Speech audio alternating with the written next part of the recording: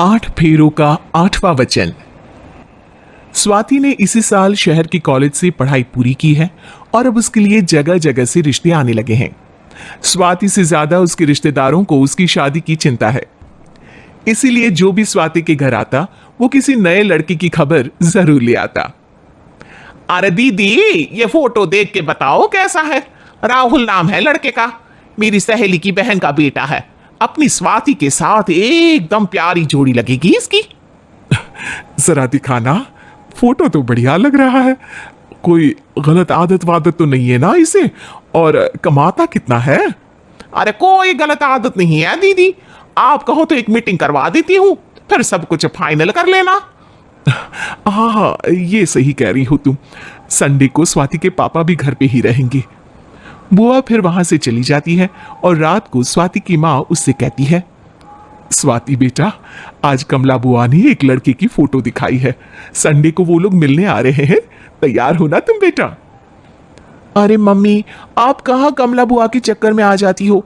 अभी इतनी जल्दी कोई शादी वादी नहीं करनी है मुझे। अरे बेटा, अच्छा लड़का है, बुआ जानती है उसे अच्छे से। हाँ स्वाति बेटा, एक बार मिल तो लो, बाद में देखेंगे आगे क्या करना है।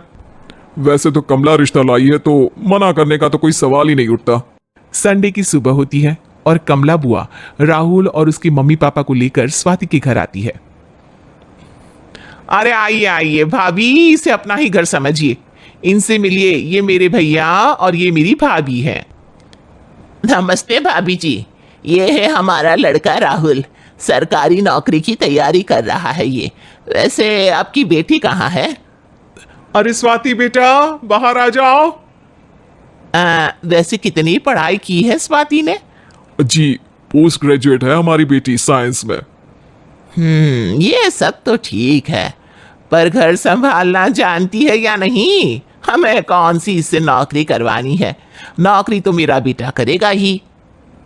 पर मैंने इतनी पढ़ाई की है और आप चाहती हैं कि मैं घर पर ही बैठी रहूं? अरे स्वाति बेटा, ये बड़ों की बात में तुम कहां बोल पड़ी?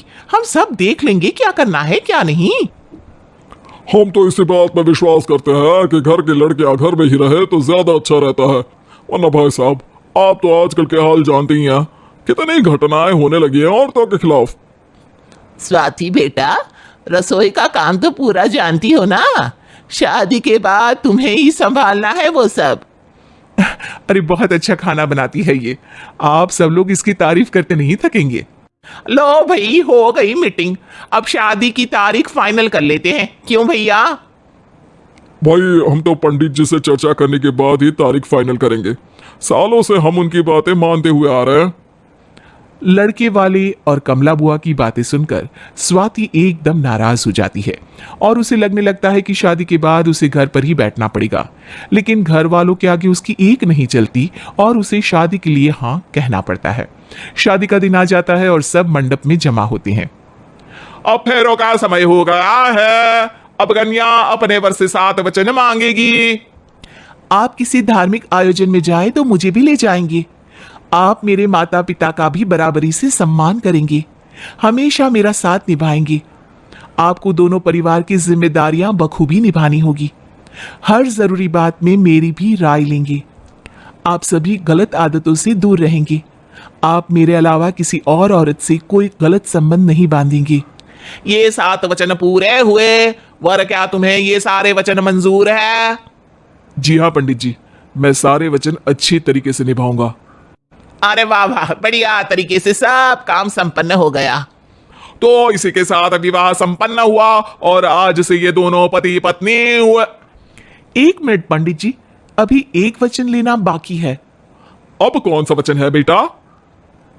मैं अब हमेशा के लिए किसी दूसरे घर में जाने वाली हूँ, तो पति के अलावा मैं अपने सास ससुर से भी एक वचन लेना चाहूंगी। अब कहो बेटी। मैं ये चाहती हूँ कि मुझ पर किसी बात की कोई पाबंदी नहीं लगाई जाएगी। मुझे सब कुछ करने की आजादी होगी और मैं भी विश्वास दिलाती हूँ कि मैं एक अच्छी बहू बन के दिखाऊंगी। स्वाति की बात सुनकर उसकी सास ससुर एकदम चौंक जाते हैं और कुछ बोल नहीं पाते कि उतने में कमला बुआ बोल पड़ती है।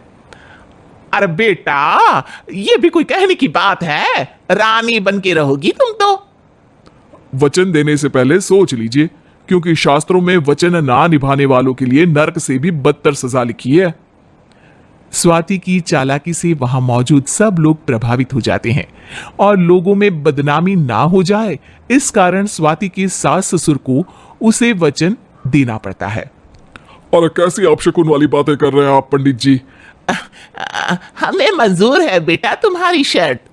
स्वाति अपनी समझदारी से अपनी बात अपने ससुराल वालों से मनवा लेती है और खुशी खुशी राहुल से शादी कर लेती है। अब से हर शादी में मैं खुद 8 वचन दिलवाऊंगा। ओम मंगलम मंगलम मंगलम।